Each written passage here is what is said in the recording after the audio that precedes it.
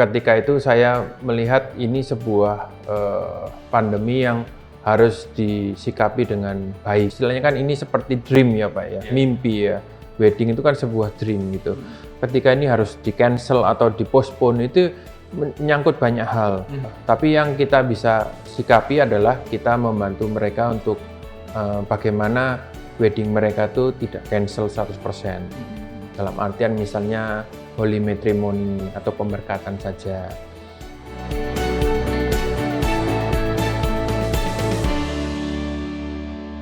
Halo kawan Merdeka, berjumpa lagi di Glam Talk. Kali ini masih bersama saya Ricky Giovano yang akan mengajak Anda untuk berbicara banyak. Kali ini di Glam Talk seputar kegiatan bisnis event manajemen di masa pandemi kawan Merdeka. Nanti kita akan ngobrol banyak bersama dengan Pak Hartawan. Pak Hartawan ini adalah founder dari Riviera Event Organizer. Nanti kawan mereka juga bisa lihat di Instagramnya di @riviera event organizer untuk mendapatkan tips-tips dan tentunya informasi-informasi menarik seputar kegiatan event yang dilakukan oleh Riviera Event Organizer. Di samping saya sudah ada Pak Hartawan, saya akan langsung sapa. Selamat pagi, menjelang siang, atau selamat siang ini sudah ya? Siang Pak, siang. Gimana kabar Pak Hartawan? Baik. Baik, luar biasa ya. Di tengah masa pandemi, ada banyak hal yang digeluti oleh Pak Hartawan. Yang pasti yang paling banyak digeluti adalah bagaimana caranya bisa keluar dari tekanan di masa pandemi Pak. Karena mungkin Pak Hartawan sendiri kan sebagai seorang event organizer tentunya banyak hal yang dikeluhkan begitu. Tapi kalau mau di-recap sedikit Pak, dari awal ada pandemi sampai sekarang, perubahannya sesignifikan apa atau mungkin sudah ada perubahan yang menuju ke hasil positif Pak? Oke. Ketika Indonesia mulai mengumumkan pandemi di bulan Maret tahun 2020 ya Pak, itu langsung seluruh event itu habis. Habis. Boleh dibilang itu event terakhir kita di Maret itu juga. Nah, setelah itu semua tentu masyarakat takut ya. Jadi mereka langsung mendelay atau postpone. Ada juga yang membatalkan kalau itu dari luar negeri. Klien-klien kita memang 70% itu dari dalam negeri, 30% dari luar negeri. Jadi untuk Bali ya Pak. Jadi ketika itu yang dari luar negeri mereka banyakkan batal. Tapi kalau dalam negeri mereka banyakkan postpone. Nah, sangat berkurang itu kira-kira di 6 bulan pertama sampai 7 bulan pertama itu kita hampir tidak ada event. Hampir tidak ada event, berarti hampir 100% acara batal. 100% acara dipospon. Jadi mereka yang bisa kita lakukan adalah saya melihat ini kan sebuah pandemi ini bukan hanya kita bicara fisik tapi juga mental. Jadi ketika itu saya melihat ini sebuah pandemi yang harus disikapi dengan baik. Oleh karena itu saya menyuruh tim untuk melakukan banyak hal, mulai dari kita belajar dengan guru-guru gitu ya, belajar hal-hal yang mungkin dulunya kita tidak pernah tahu, contohnya kayak sound system, contohnya kayak lighting gitu kan, dekorasi gitu kan. Sebuah hal yang mungkin kelihatannya simple di awal, tapi biar mereka belajar itu supaya tetap spiritnya on gitu kan kepada event gitu. Lalu kita melihat karena benar-benar sampai zero gitu ya. Jadi di Jakarta sudah tidak boleh, Surabaya juga, apalagi di Bali itu benar-benar terdampak. Jadi event itu benar-benar kita harus mengupayakan gimana cara klien-klien ini bisa postpone dengan baik, pindahnya itu dengan baik. Karena banyak persiapan yang sudah dilakukan. Dan ketika itu istilahnya kan ini seperti dream ya Pak ya, mimpi ya. Wedding itu kan sebuah dream gitu. Ketika ini harus di-cancel atau di-postpone itu menyangkut banyak hal. Undangan, menyangkut keluarga, menyangkut dan lain sebagainya. Sehingga itu tidak hal yang mudah. Kadang mereka emosional gitu ya. Emosionalnya bukan karena kitanya, tapi karena keadaan gitu kan. Jadi kita harus menenangkan mereka, intinya seperti itu. Lalu yang bisa kita lakukan adalah kita mencoba untuk memberikan spirit juga kepada teman-teman vendor yang lain. Jadi ketika itu kita mulai mencoba untuk membuat event virtual inspection, kita mencoba untuk membuat event-event dengan venue. Intinya terus membangkitkan semangat mereka. Oke. Tapi kalau dibandingkan dengan Surabaya sendiri Pak, tadi kan Pak Hartawan bilang kliennya banyak yang mungkin destination weddingnya pasti ke Bali kebanyakan. Nah kalau dibandingkan dengan event dalam kota sendiri Pak, sejauh apa dampak terparahnya? Oke. Dalam Surabaya sendiri memang langsung 100% mereka postpone.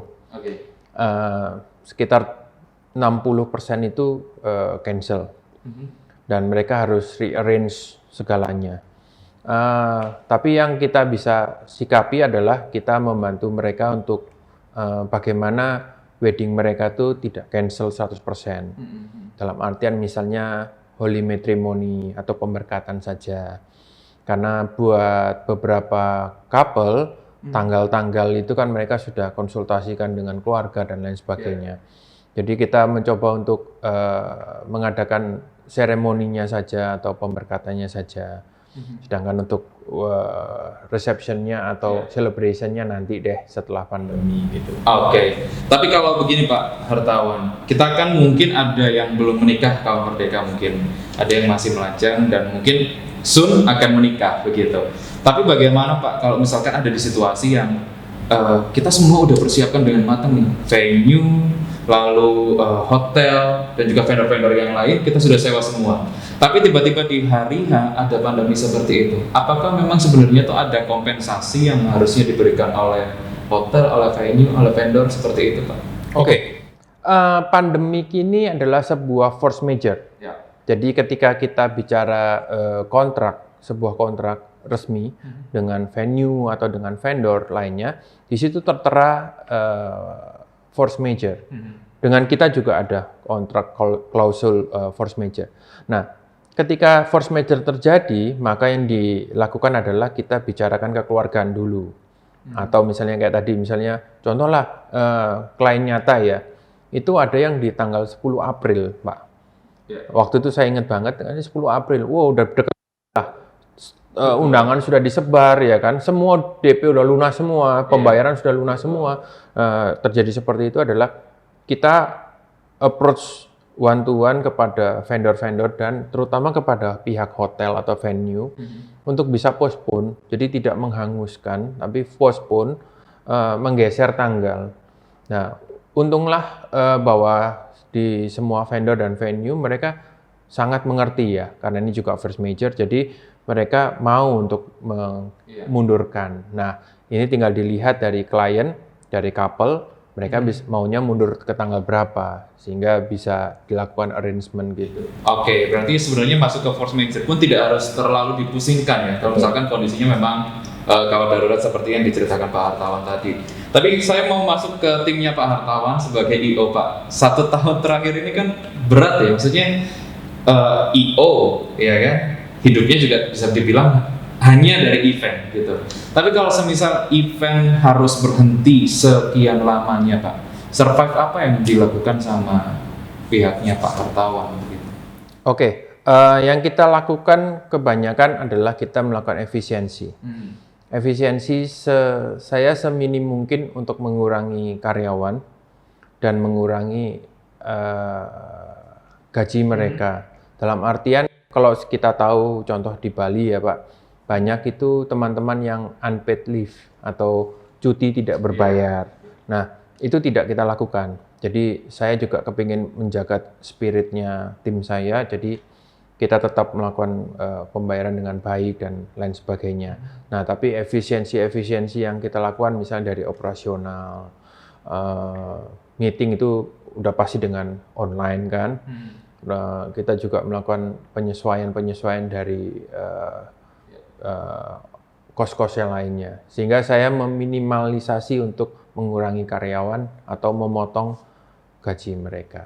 Oke, ketika efisiensi sudah dijalankan, tentunya kan harapannya ini semua bisa kembali ke normal begitu Pak Hartawan. Meskipun susah, tapi kan masih ada harapan tentunya. Tapi begini Pak Hartawan, mungkin bisa diterangkan juga ke kawan merdeka begitu. Ketika kawan merdeka mau membuat sebuah acara. Sebenarnya dari pihak IO itu untuk menjaga standar keamanannya sejauh apa, Pak? Oke. Selalu saya sarankan untuk pertama adalah melakukan semuanya serba hitam di atas putih atau kontrak. Oke. Walaupun itu secara kawan baik ya, ada yang intinya, oh udah kenal sekian lama nih, Pak, orangnya baik kok, seperti itu. Nah, ini tetap dilakukan hitam di atas putih, sehingga untuk menjaga hal-hal seperti ini terjadi. Nah, ketika ada hal seperti ini terjadi, kita refer back kepada kontrak kita bagaimana. Nah, tentu again kayak tadi ini force major, jadi kita harus sama-sama mencari jalan keluar secara kekeluargaan supaya win-win solution. Di tempat kita ada banyak hal yang kita terkadang harus minta tolong kepada klien untuk melakukan penyesuaian. Contoh klien itu misalnya sudah lunas gitu ya, tapi harus mundur ke tanggal 2021 akhir gitu, 2022. Jadi kadang itu kita bisa minta tolong kepada mereka untuk melakukan pembayaran lebih dulu, penambahan pembayaran, atau hal kita diskusikan deh bagaimana baiknya. Juga kita harus bisa menerima bahwa terkadang itu klien meminta pengurangan justru. Karena mereka otomatis berubah, dulunya mungkin 800 packs, 800 orang, sekarang cuma 200, 150. Jadi kita harus bisa melakukan pendekatan lah kepada mereka. Oke. Tapi kalau sejauh ini Pak melaksanakan acara di tengah pandemi, adakah fasilitas-fasilitas yang mungkin disesuaikan lah dengan standar kesehatan yang dilakukan oleh pihak IO sendiri? Benar, kita sangat-sangat peduli kepada prokes. Bahwa kita melihat ini kan yang kita hadapi sesuatu yang tidak kelihatan ya Pak. Jadi sehingga pertama kita harus melindungi diri sendiri, yaitu seluruh tim saya beserta dengan kru. Kedua adalah melindungi klien. Yang kita lakukan cukup banyak dan itu cukup menambah kos kita, yaitu misalnya masker di beberapa posisi, terutama posisi yang dekat dengan pengantin, itu bahkan tim kita harus mengenakan dua masker, dua lapis, sehingga mereka bisa memberikan keamanan maksimal. Kita tidak bisa menyuruh keluarga ataupun bride kan belum pakai masker kan, terkadang mereka juga nggak nyaman dan nggak cantik intinya. Jadi yang kita bisa lakukan, kita menjaga environment-nya itu supaya tetap aman. Terus kedua juga kita meminta kepada setiap vendor untuk bekerja sama mematuhi itu. Dan next step-nya adalah ketika sebelum acara kita biasanya melakukan swab test antigen tentunya. Dulu masih PCR, masih PCR. Terus terakhir-terakhir ini karena udah terlalu lama PCR waktu hasil keluarnya ya, jadi kita pakai antigen. Nah itu antigen kita lakukan H-1 sebelum acara sehingga memberikan rasa aman.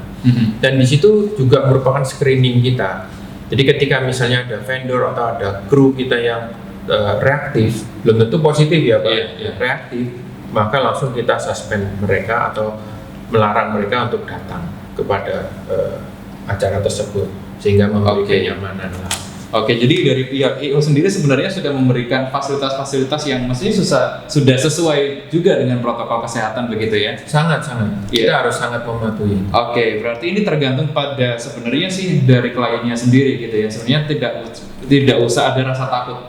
Terutama kalau dari klien-kliennya Pak Hartawan tadi kan sebenarnya semua sudah berjalan dengan lancar gitu, asalkan sama-sama bisa saling menjaga begitu Pak Hartawan ya.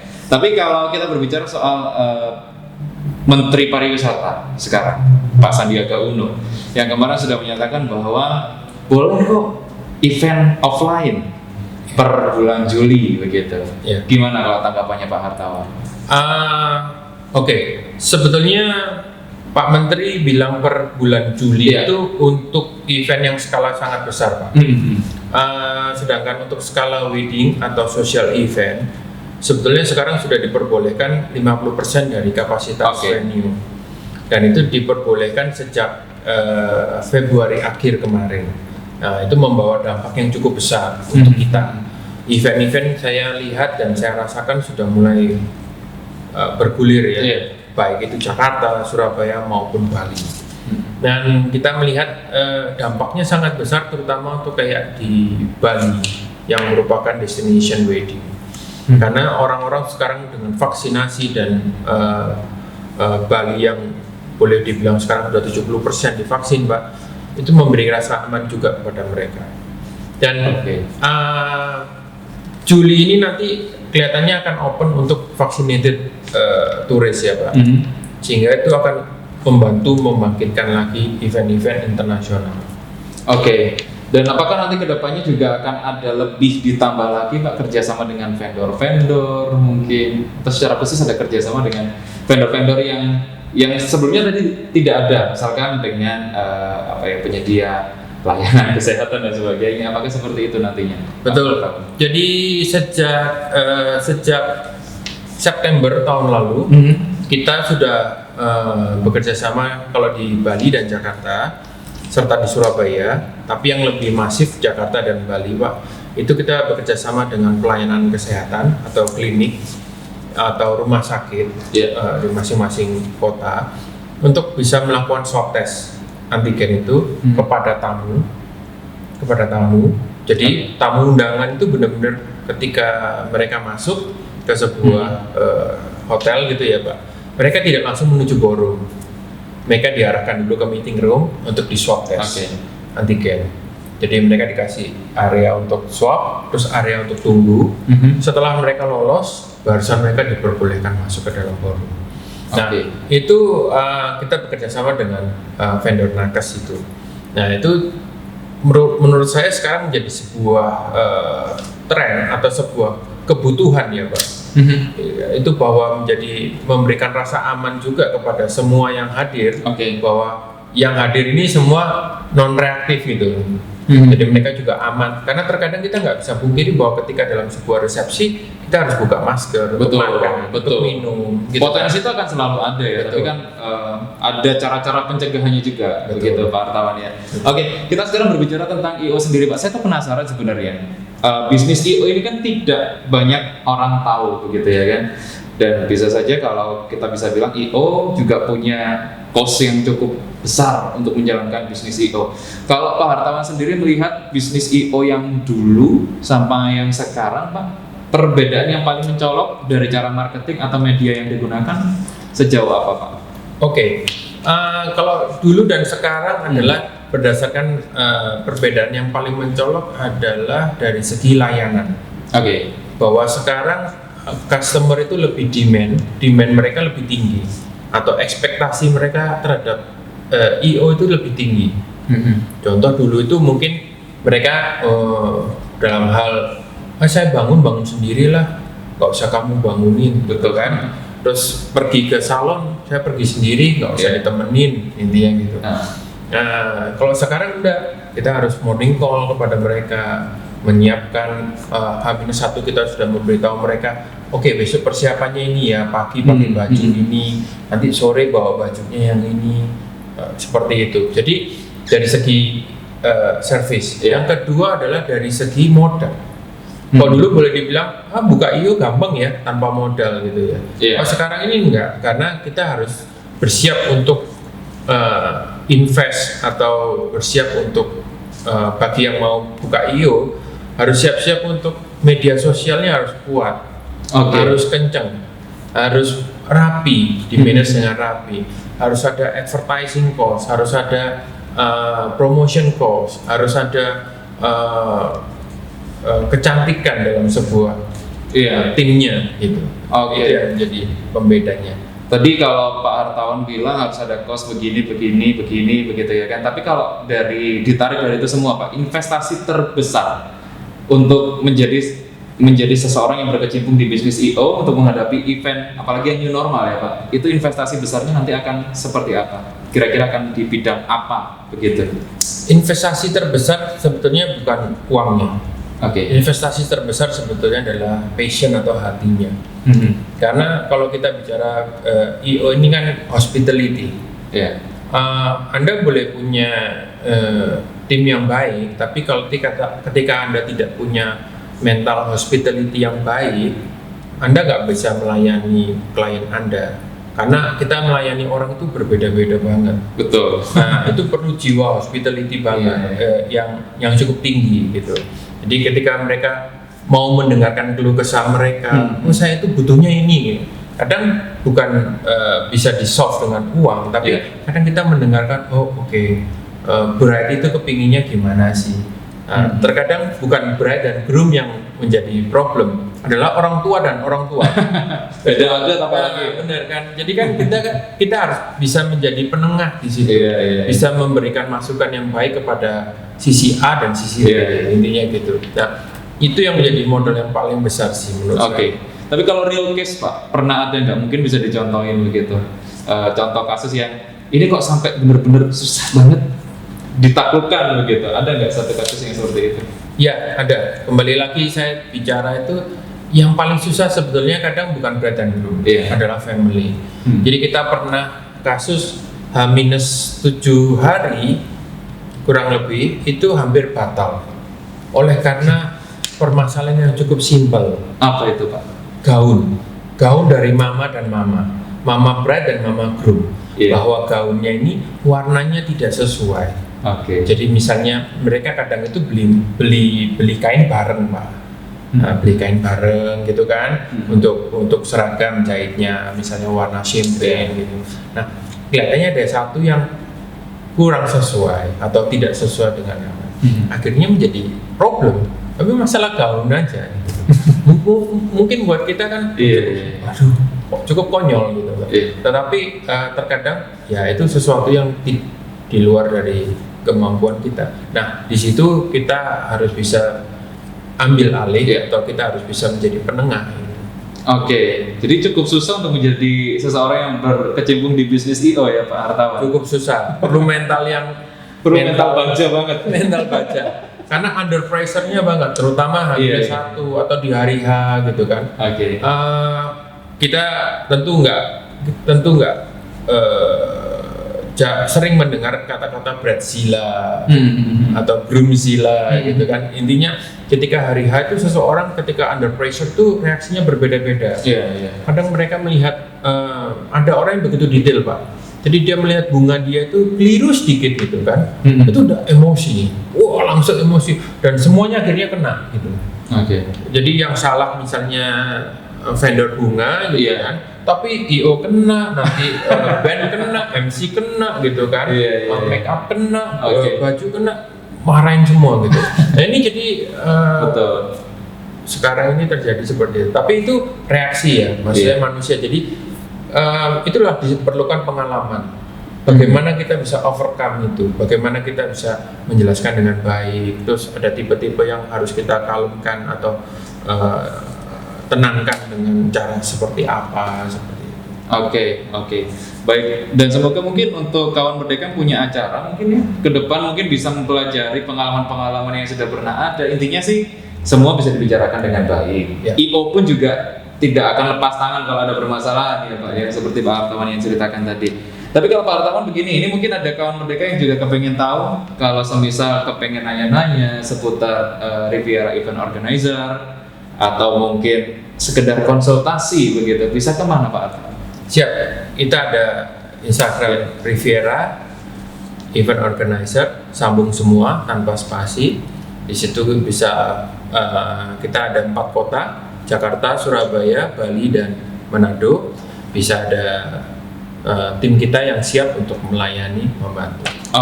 Jadi bisa langsung tanya-tanya di sana, konsultasi di sana, nanti juga akan langsung cepat untuk dijawab dan semoga untuk eventnya kawan Merdeka semuanya bisa berjalan dengan lancar. Siap. Terima kasih sekali lagi untuk Pak Hartawan, founder dari Riviera Event Organizer. Semoga nanti kita bisa ngobrol-ngobrol lagi seputar event, Pak. Siap. Kebetulan kalau memang saya nanti mau menikah, saya panggilnya langsung ke Pak Hartawan aja gitu ya. Baik kawan Merdeka, usai sudah perbincangan saya di Glam Talk kali ini berbicara mengenai event organizer di masa pandemi. Tentunya banyak hal yang harus dipersiapkan, banyak hal yang harus dilakukan. Tinggal penyesuaiannya nanti akan seperti apa. Dan baiklah, saya akan tutup untuk Glam Talk hari ini. Kita akan berjumpa di next Glam Talk bersama dengan saya Ricky Jovano. Sampai jumpa.